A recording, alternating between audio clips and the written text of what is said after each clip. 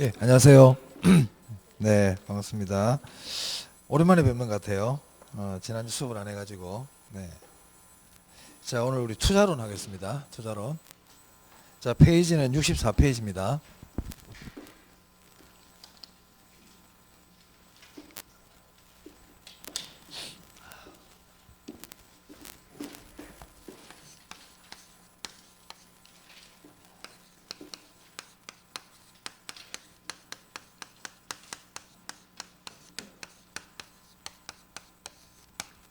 네, 이 투자론은 우리 좀 중요한 부분이에요. 우리 시험에서 출제도 많이 되고 조금 여러분들이 어려워하는 파트 중에 하나입니다. 네, 그래서 좀 투자론은 좀 신경 써서 잘 들어주셔야 돼요.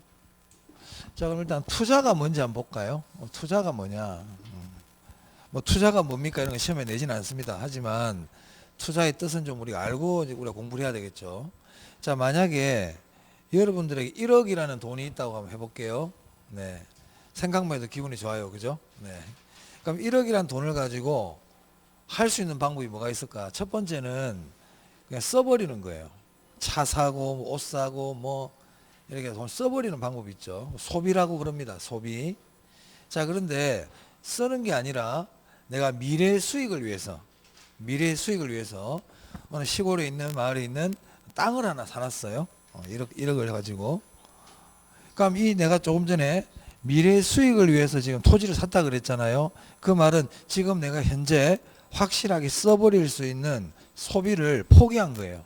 이처럼 현재 확실한 소비를 포기하고 미래 수익을 위하여 지출하는 행위를 우리는 투자라고 부릅니다. 자, 책에 한번 보시면 부동산 투자의 개념 그래가지고요. 64페이지에 자, 한번 읽어볼게요. 투자란 장래 불확실한 수익을 목적으로 현재의 확실한 지출을 희생하는 것이다. 이렇게 돼 있죠. 이게 투자예요. 그러니까 투자가 뭔지는 대충 뭐 느낌은 오시죠. 자, 그러면 보세요. 조금 전에 투자는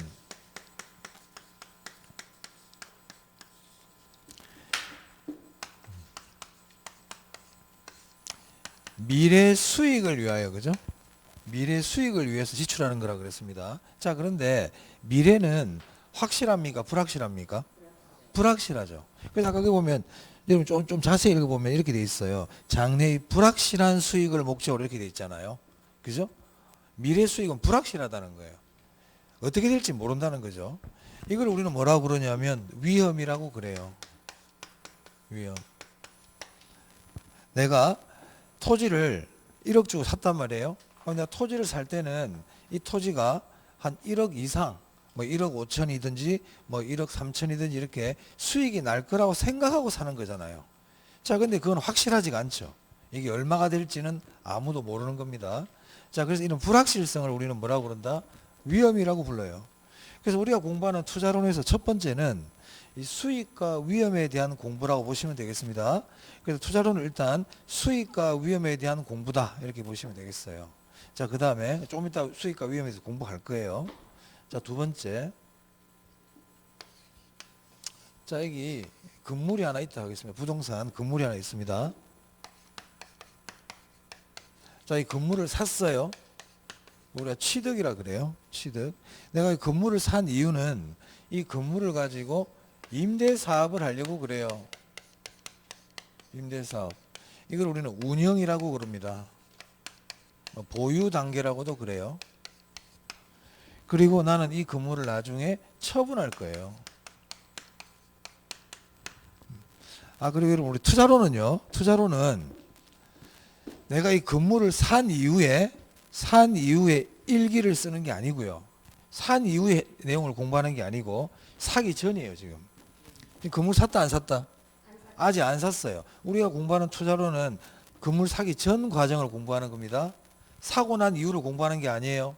투자로는 아직 안 샀어요. 살까 말까 이 고민하고 있는 단계야. 지금 공부하는 내용들은 다. 그 사람이 아직 건물을 안 샀거든요. 근데 이 사람이 이렇게 이 건물을 사가지고 이런 계획을 세우고 있다 이 말입니다. 자, 이때 이 운영 보유 단계에서 수익이 발생하나요? 임대료가 들어오겠죠. 임대료가 이렇게 운영 보유 단계에서 발생하는 수익을 소득 이득이라고 부릅니다. 운영 보유 단계 수익을 뭐라 그런다고요? 네네. 요런 건 여러분이 이제 알고 있어야 돼요. 알고 있어야 돼요. 처분 단계에서 발생하는 수익을요, 자본이득이라 그래요. 자본이득.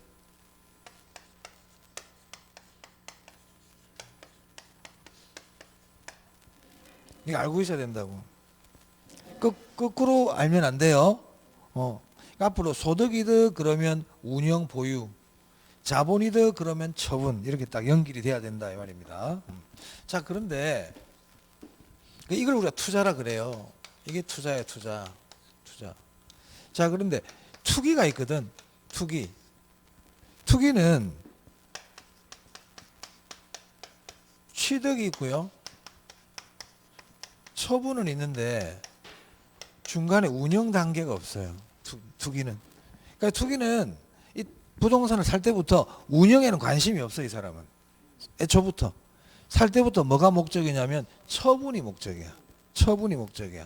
그러면 투기는 소득 이득을 목적으로 한다 안 한다? 소득 이득은 이 사람 목적이 아니에요. 원래 이 사람은 자본 이득이 목적이다 이 말이죠. 그럼 이 말은 투기는 기본적으로 기간 자체가 짧겠다, 그죠? 이걸 운영하고 보유할 의도가 없었잖아요. 그래서 보통 우리가 투기를 얘기할 때는 보통 단기 시세 차익을 목적으로 한다, 뭐 이렇게 보통 얘기하죠. 시세 차익, 자본이득이죠. 투자와 투기 구별할 수 있겠습니까? 네, 자, 투자와 투기 구별 한번 해봤습니다. 자, 이제 제가 조금 전에 투자론에서 중요한 부분이 수익과 위험이라 그랬잖아요. 먼저 위험에 대해서부터 먼저 공부를 할게요. 위험.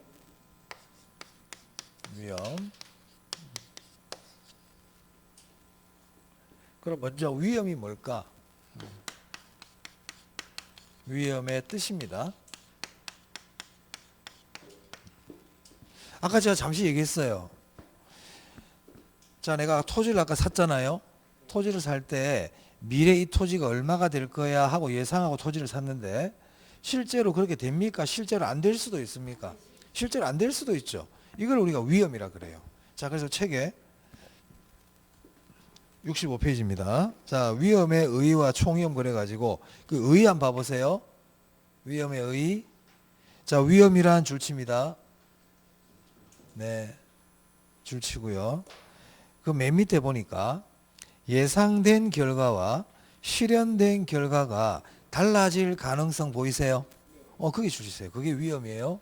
그러니까 한마디로 내가 예상한 거하고 실제 결과하고 다르게 나타나더라 이 말이야. 이걸 위험이라 그래.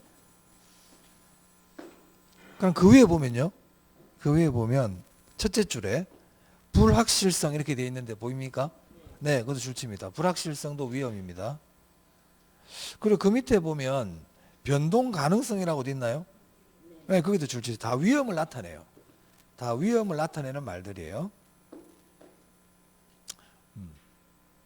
그러니까 위험은 한마디로 얘기하면, 쉽게 얘기하면 내 생각대로 안 된 거예요. 내 예상대로 안 된 게 무슨 말겠죠?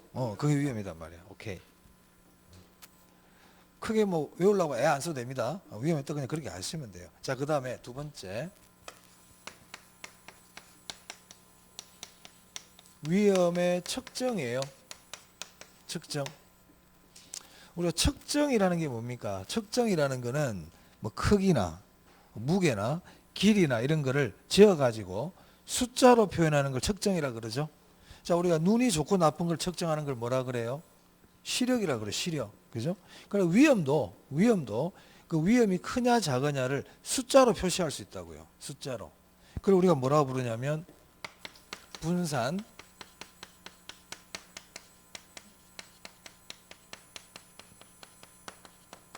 표준 편차 이렇게 부릅니다. 자, 그래서 그 밑에 참고해 보세요. 참고해 보시면 위험과 수익을 측정해 가지고 거기 2번에 위험 옆에 분산 표준 편차 돼 있나요? 네, 여기 분산 동그라미 표준 편차 동그라미 하세요. 그 위험이에요. 그럼 앞으로 분산이 크다, 표준 편차가 크다, 무슨 말입니까? 위험이 크다 이 뜻입니다. 자, 만약에 여기 오피스텔이 있고 옆에 아파트가 있어요. 아파트에 투자했을 때의 위험이 표준 편차가 4%, 오피스텔에 투자했을 때 표준 편차가 6%. 이게 표준 편차 이렇게 퍼센트로 나타내거든요. 그럼 아파트가 표준 편차가 더 크죠. 그죠? 아까 4% 6%였잖아요. 그럼 아파트에 투자 아니 오피스텔이 더 6%였나? 오피스텔이 위험이 더 크다 이 뜻입니다. 아시겠죠? 그러니까 표준 편차는 위험을 숫자로 나타낸 거다 이 말이에요. 근데 그 표준 편차가 크다는 말은 위험이 크다는 뜻이다. 오케이? 앞으로 표준 편차란 말이 자주 나옵니다. 그럼 표준 편차란 말이 나오면 여러분들은 뭐라고 생각하라고요? 위험. 그러면 이 둘은 그럼 어떤 관계냐? 참고로요. 분산을 이렇게 루트 씌우면요. 이게 표준 편차예요.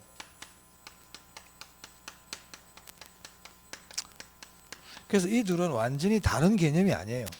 그러니까 분산이 4%면 표준 편차는 2% 이렇게 되는 겁니다. 보통 우리가 위험을 얘기할 때는 표준 편차를 많이 얘기해요. 표준 편차. 자, 그다음 그 밑에 한번 볼까요? 이제 위험의 종류에 대해서 한번 볼게요. 위험의 종류. 여기까지는 별로 중요한 게 없어요. 이거는 좀 아셔야 되고, 이건 아셔야 되고. 자, 지금 제가 하려는 여기가 좀 중요합니다. 중요합니다. 위험의 종류. 자, 우리 책에 자, 거기 총위험이라고 보이세요? 거기 보시면 밑에 박스에 총위험은 체계적 위험 플러스 비체계적 위험이라고 돼 있네요. 그게 줄 한번 쳐볼까요? 쭉 치세요. 네. 그러니까 위험을 나눌 때 체계적 위험과 비체계적 위험으로 나눌 수 있다 이 말이에요. 우리 사람은 크게 어떻게 나눕니까? 사람을 크게 나눌 때 뭐 그래 뭐 제가 질문이 너무 막연한지 모르겠지만 그래도 보통 사람은 어떻게 나눕니까? 그러면 남자와 여자 뭐 이렇게 뭐 그렇게 나눌 수 있겠죠. 꼭 그렇게 대답 안 하는 사람도 있을 수 있어. 똑똑한 사람과 멍청한 사람 이렇게 나누는 사람도 있겠고 둘로 나눈다면 보통 크게 나누면 어떻게 됩니까? 남자와 여자 그죠? 그럼 남자 입장에서 얘기할 때 이렇게 얘기할 수 있겠네.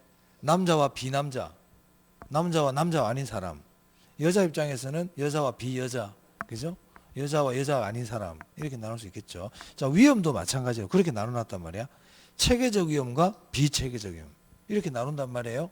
그래서 위험을 크게 나누면 체계적 위험과 비체계적 위험으로 나눕니다. 자, 거기 그 밑에 박스에 체계적 위험과 비체계적 위험 있죠. 이 중요하거든요. 자, 일단 체계적 위험이 뭔지 뜻이 중요해요. 체계적 위험 거기 밑에 뭐라고 적혀 있습니까? 1번에. 거기 줄치고 별표입니다. 체계적 위험은 피할 수 없는 위험이에요. 위험들 중에서 피할 수 없어요. 그럼 이 피할 수 없다는 말은 내가 감당해야 된다는 얘기죠. 맞아요? 제거가 가능한 겁니까? 제거가 불가능한 겁니까? 제거가 불가능한 거예요. 그럼 비체계적 위험 뭐겠어요? 뜻이 피할 수 있는 위험 줄치고 별표하세요. 뜻이 제일 중요해요. 일단 뜻이 제일 중요해요. 그래서 위험은 일단 체계적 위험과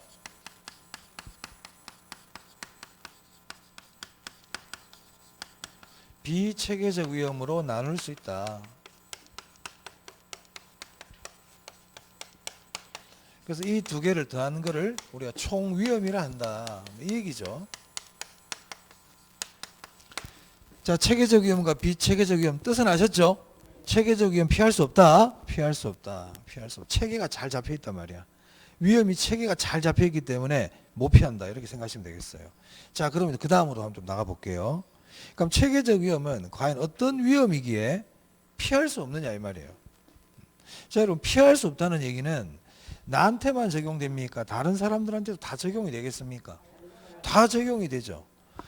이 부동산 우리 학원 부동산에만 적용될까요? 다른 부동산에도 적용이 될까요? 다 적용이 되겠죠. 그러니까 못 피하지. 만약에 우리 학원 여기 건물에만 적용이 되면 다른 건물로 가버리면 되잖아. 그럼 피할 수 있잖아요. 그죠? 근데 체계적 위험은 모든 사람들, 모든 투자자에게 다 적용이 된단 말이에요. 그래서 그 밑에 보면 모든 투자자라고 돼 있습니까? 옆에 모든 부동산도 적어주세요. 모든 투자자 옆에 모든 부동산 돼 있지? 옆에다 모든 투자자. 어떤 글자가 중요할 것 같아요? 오케이. 모든 동그라미. 중요한 글자가 있다고 항상. 여러분 항상 우리가 글을 읽을 때 중요한 글자가 있어요. 거기를 체크하는 게 좋아요. 제가 항상 알려드립니다. 어느 글자가 중요한지. 경찰이 범행 현장에 경찰이 갔어 이제. 목격자가 있대. 목격자. 범인을 봤대요. 그래요. 몽타주 좀 작성합시다 그랬더니 범인의 특징이 뭡니까 그랬더니 범인 이마에 점이 이만한 게 있대. 그럼 그 범인의 인상착의를 얘기할 때 점 빼고 얘기할 수 있어? 없죠. 그러니까 우리가 체계적 위험을 얘기할 때 이 글자를 빼고는 설명 못하는 단어들이 있단 말이에요. 그런 글자들 항상 잘 기억해야 돼요. 대표적인 체계적 위험 그러면 피할 수 없다. 모든. 그럼 이걸 공통 이렇게 얘기 되겠습니까? 안 돼요. 그럼 공통은 어떨 때 써요? 모든에 안 쓰면. 모든이라는 게 공통됐다는 얘기죠. 맞아요? 그러니까 공통이라고 적으세요. 그러니까 체계적 위험은 모든 부동산, 모든 투자자들에게 적용되는 공통된 위험이다 이 말이야. 공통이란 말 아시죠? 네. 오케이. 자, 그러면 어떤 위험이길래 모든 투자자들에게 적용이 되느냐.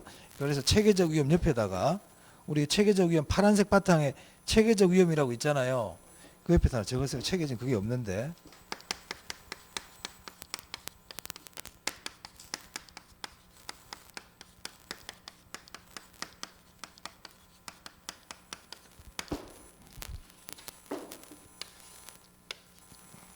체계적 위험은요. 시장의 힘에 의해서 야기되는 위험이에요. 시장에 의해서 일어난다고요. 그러니까 개인이 어떻게 할 수가 없어요. 그럼 대표적인 어떤 게 있냐? 보면 동그라미 4번에 보면 인플레, 이자율 변화, 경기 침체, 경기 변동 이런 말이 있나요? 그 별표입니다. 그게 대표적인 체계적 위험입니다. 그게 대표적인 체계적 위험이다. 우리 시험에서 체계적 위험을 얘기할 때 보통 걔들이 많이 나와요. 그리고 시장. 자, 이제 비체계적 위험 보겠습니다. 비체계적 위험은 피할 수 있다고 그랬죠. 피할 수 있다는 거는요. 나한테만 적용되지 다른 사람한테는 적용 안 되는 위험이고 이 사람한테만 적용되지 다른 사람한테는 적용 안 된다는 얘기거든요. 그걸 우리는 개별이라 그래요. 개별이란 말이 있나요? 개별 동그라미 합니다. 개별. 네. 그래서 비체계적 위험을 얘기할 때는 개별 이걸 기억해야 됩니다. 자, 됐고요. 개별.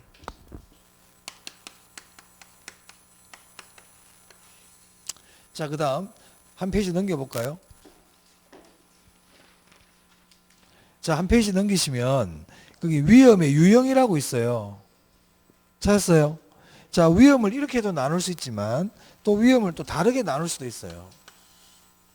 자, 오늘은 3개만 보겠습니다. 3개만. 사업상 위험,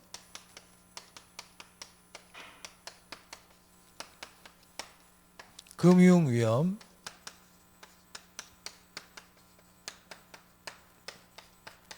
유동성 위험.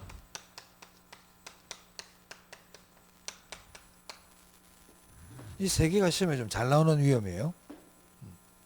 자, 그럼 항상 용어가 나오면 뜻부터 알아야 돼. 항상 뜻이 제일 중요해. 그럼 사업상 위험이 뭘까? 사업상 위험. 네, 사업상 위험은요. 한마디로 돈이 안 되는 위험. 돈이 안 되는 거예요. 돈이. 자, 내가 김밥 천국을 하나 하기로 했어요. 김밥 천국.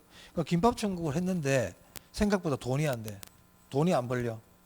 난 김밥 천국 하면 한 달에 1,000만 원 정도는 매출이 날 줄 알았는데 한 800만 원밖에 매출이 안 나더라는 거예요. 돈이 안 되죠. 이런 게 사업상 위험이에요. 내가 건물을 사가지고 임대업을 하려고 했는데 막상 해봤더니 돈이 안 돼. 이게 다 사업상 위험입니다. 그럼 시험에서 사업상 위험을 돈이 안 되는 위험 이렇게 할 수는 없죠. 우리가 돈이 안 된다는 것을 수익성 이렇게 얘기하거든요. 그래서 사업상 위험은 수익성 관련 위험이에요. 자, 그 책에 보면 수익성 관련 이런 말 있나요? 어떻게 할래요? 수익성에 동그라미 해야 돼. 어떻게 한다? 수익성에 동그라미. 그게 포인트야. 사업상 위험은 수익성 관련 위험이야. 앞으로 수익성 딱 나오면 사업상 위험이에요. 됐어요? 그래서 사업상 위험은 수익성 관련 위험이다. 수익성 관련 위험.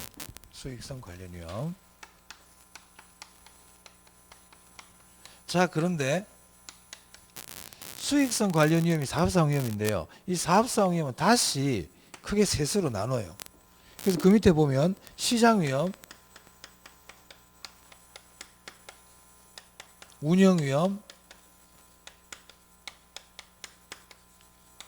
위치 위험이라고 있죠. 네.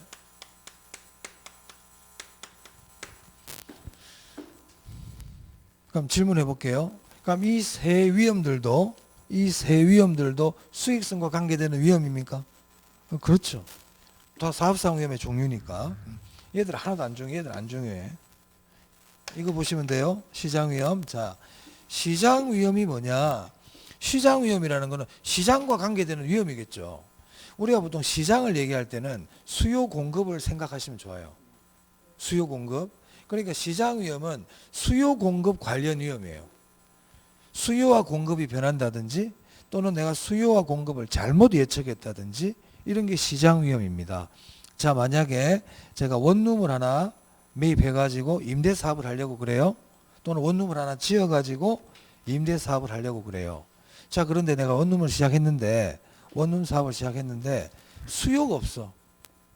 아무도 내 집을 구하러 오는 사람이 없는 거야. 나는 많이 올 줄 알았거든.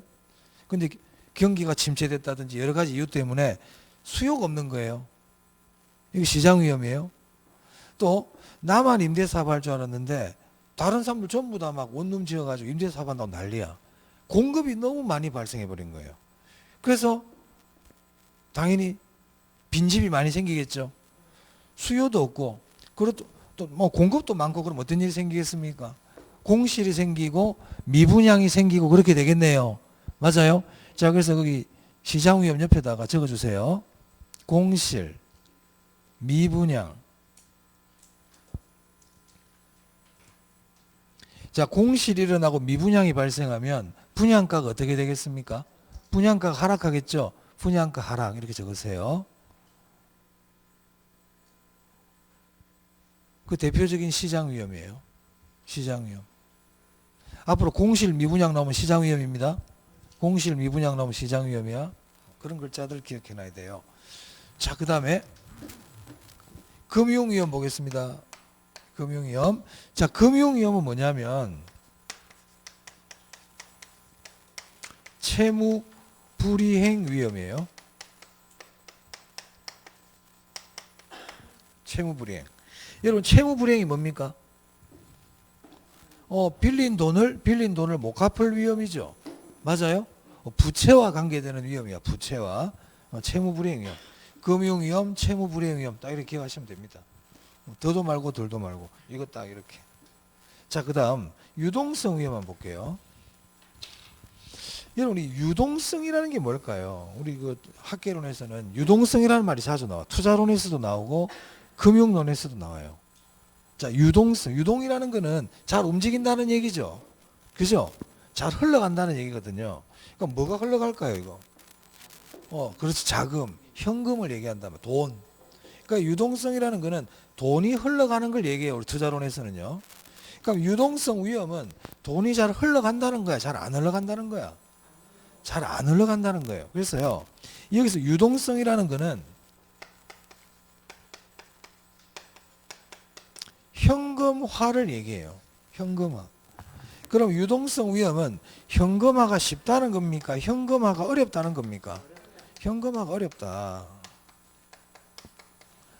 야, 내가 요즘 있잖아. 돈이 부동산에 다 묶여 있어가지고 좀 현금이 없어.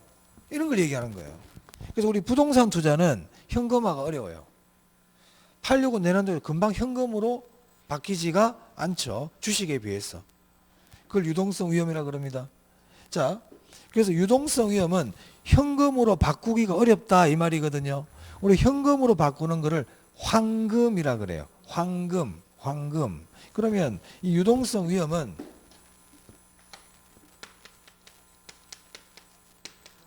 황금성이 높다는 걸까요? 황금성이 낮다는 걸까요? 네. 낮은 황금성입니다. 그래서 유동성 위험이 뭡니까? 그러면 현금화가 어려운 거, 낮은 황금성 이렇게 얘기하시면 되겠습니다. 됐나요? 질문해 볼게요. 부채를 사용하지 않으면 사업상 위험을 제거할 수 있다. 어때요? 부채를 사용하지 않으면 유동성 위험을 제거할 수 있다. 아니에요? 그럼 뭐예요? 그렇지. 주의하세요. 부채를 사용하지 않으면 금융 위험을 제거할 수 있는 거예요. 금융 위험이 뭐였어요? 채무 불이행 위험. 채무 불이행이라는 건 부채를 못 갚는 거잖아요. 그럼 내가 부채가 없어. 아예 부채 자체가 없어. 그러면 금융 위험이라는 말 자체가 없잖아요. 맞아요? 그래서 부채를 사용하지 않으면 금융 위험을 제거할 수 있다 그래야지. 사업상 위험을 제거할 수 있다. 유동성 위험을 제거할 수 있다 그러면 안 됩니다. 유동성 위험과 사업상 위험은 부채 사용하고 관계 있는 게 아니에요. 내가 부채 사용한다고 해서 수익이 안 나는 거 아니잖아. 돈 빌린다고 해서 수익이 안 나는 거 아니죠. 부채를 잘 이용해 사업 잘하는 사람도 많잖아요. 건물에 대출이 있다 그래가지고 현금화가 안 되는 게 아니죠. 맞아요? 그래서 부채 사용과 관계되는 위험, 무슨 위험이다? 금융위험입니다. 금융위험 주의하세요. 자, 그 다음. 자, 그럼 이러한 위험을 어떻게 해야 될까? 위험의 처리 방법이 있어요. 그럼 이러한 위험을 우리는 어떻게 해야 되느냐? 그래서 네 번째, 위험의 처리 방법입니다.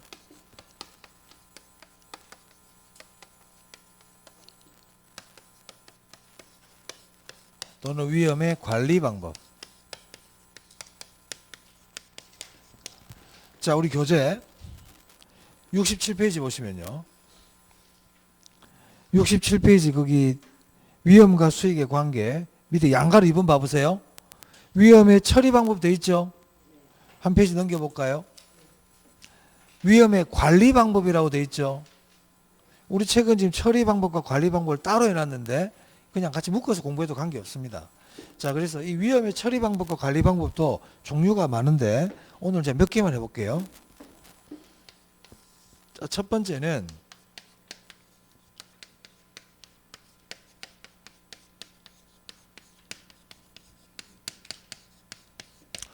위험의 제외 회피예요. 위험의 제외 회피. 뜻이 항상 중요하다고 그랬어요. 항상 제가 뜻이 중요하다고 그랬어요. 자, 위험의 제외 회피가 뜻이 뭘까?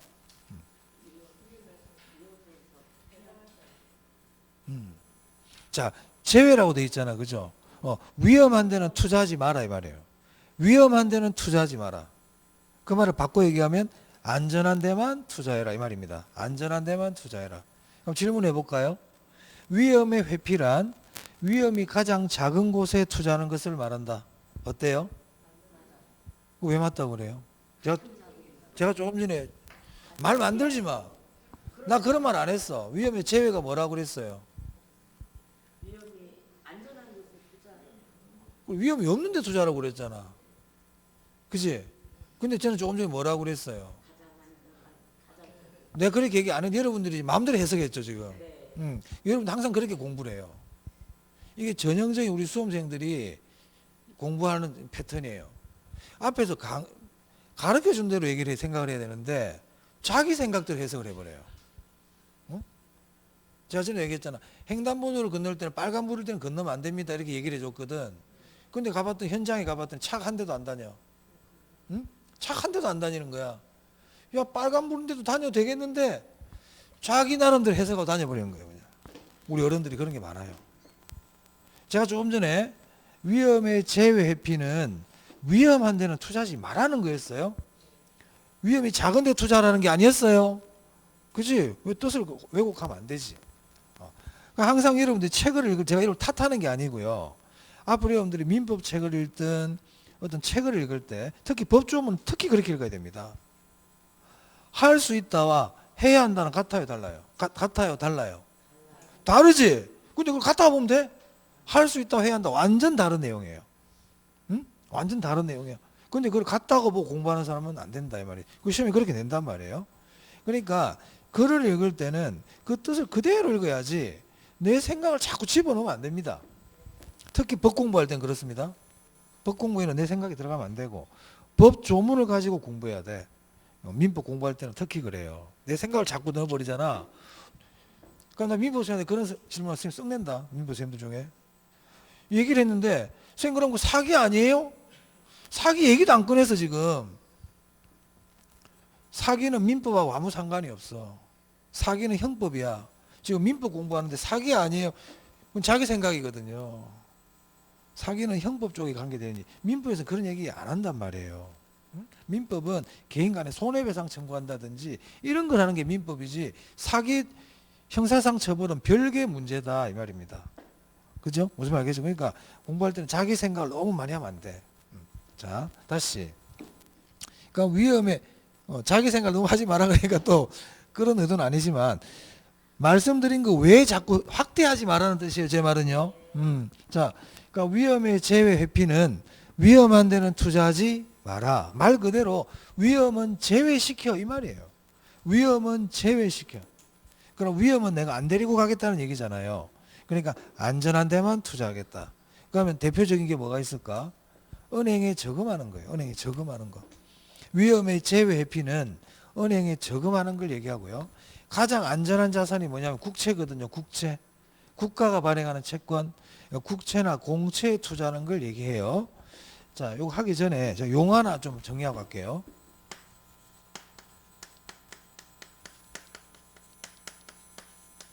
자, 우리 무위험률이라는 용어가 자주 나옵니다. 이 무위험률. 이 무위험률에 대해서는 아셔야 됩니다. 이 무위험률은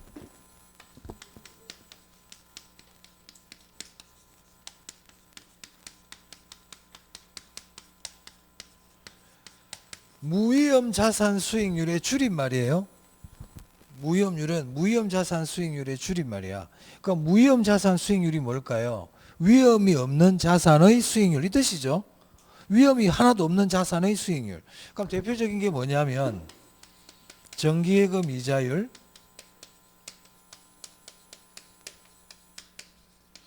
국공채 수익률입니다.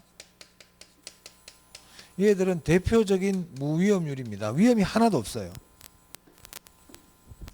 그럼 제가 이걸 왜 정리하면 시험에서 이렇게 질문할 수가 있거든요. 자, 위험의 제외란 안전한 곳에만 투자하는 것이다. 맞아요?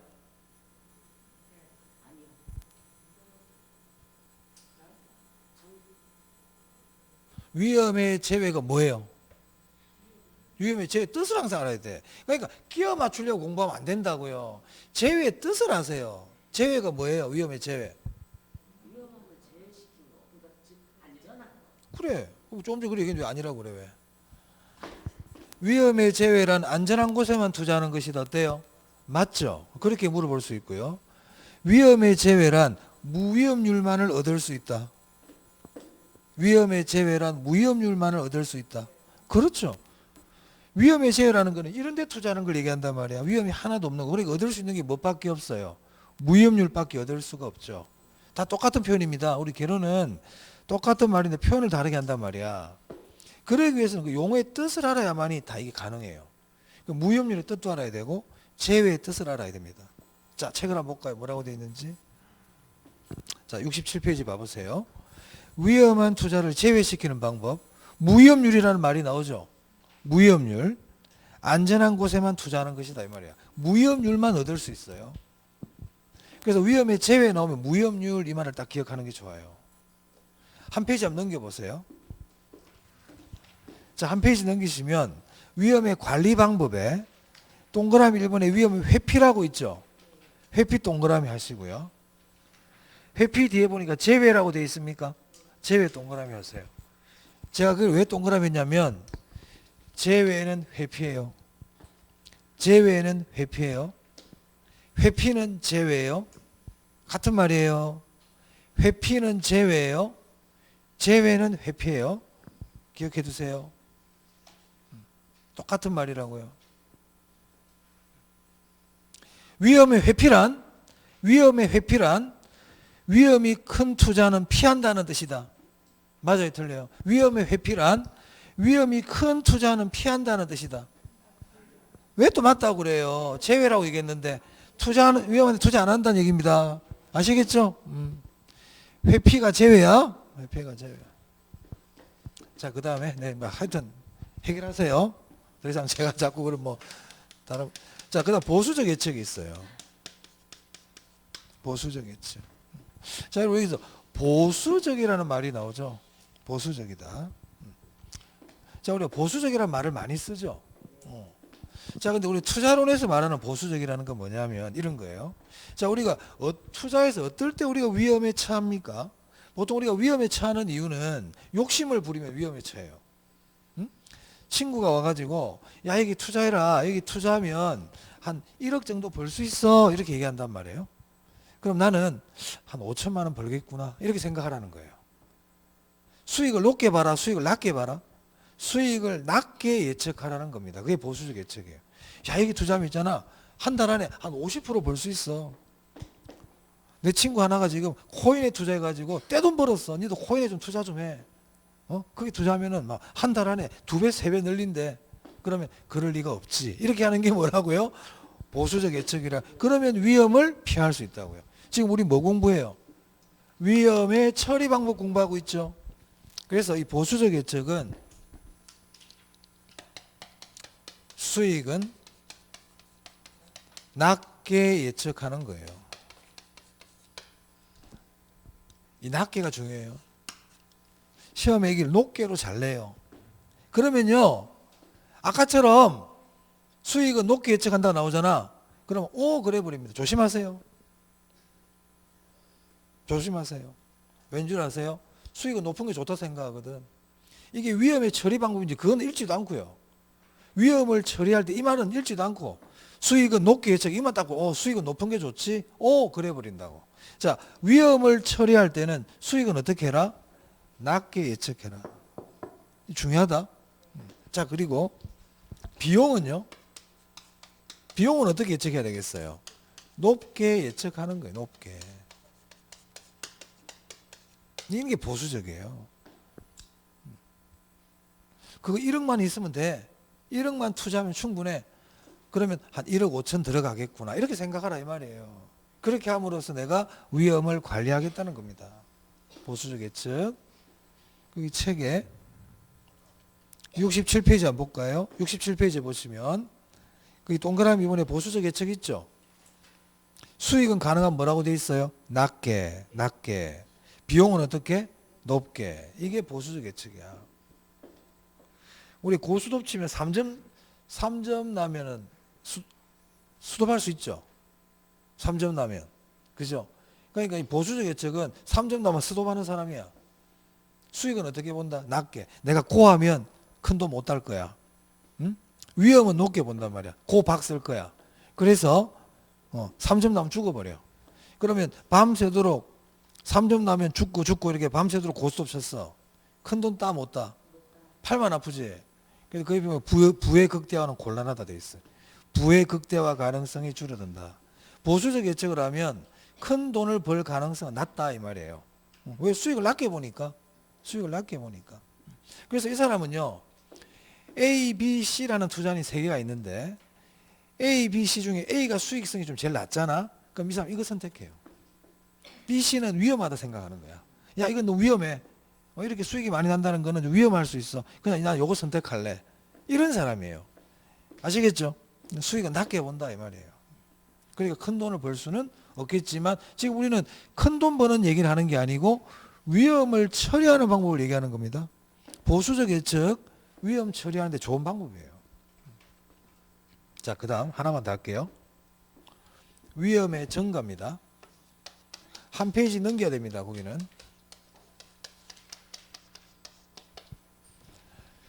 전가가 뭘까요, 여러분? 전가.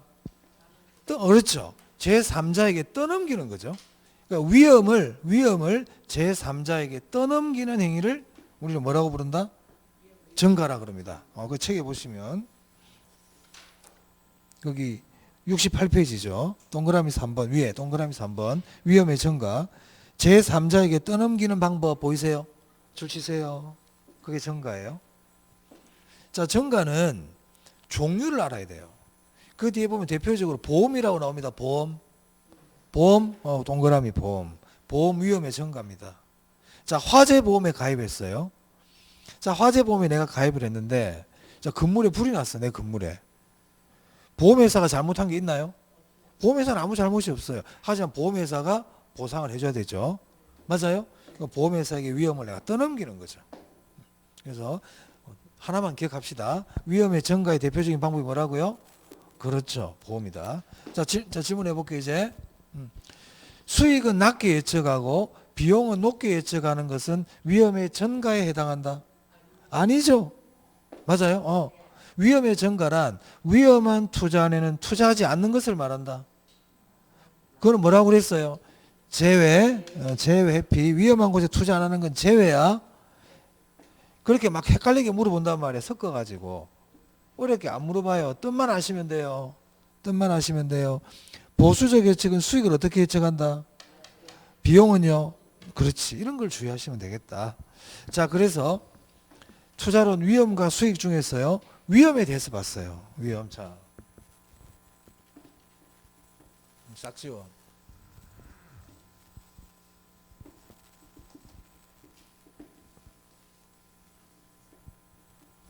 자, 위험의 종류 볼게요.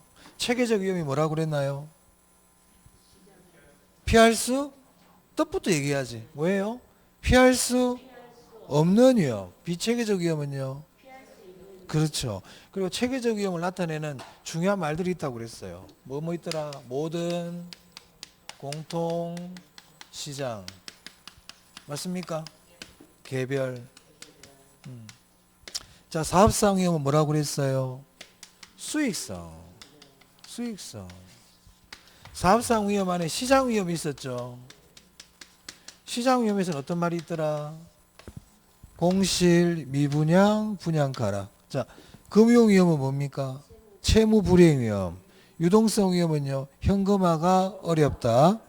낮은 황금성. 그렇죠. 자, 위험의 제외. 위험한 데는 투자하지 않는다. 위험한 데는 투자하지 않는다. 무위험률만 얻을 수 있다. 무위험률만 얻을 수 있다.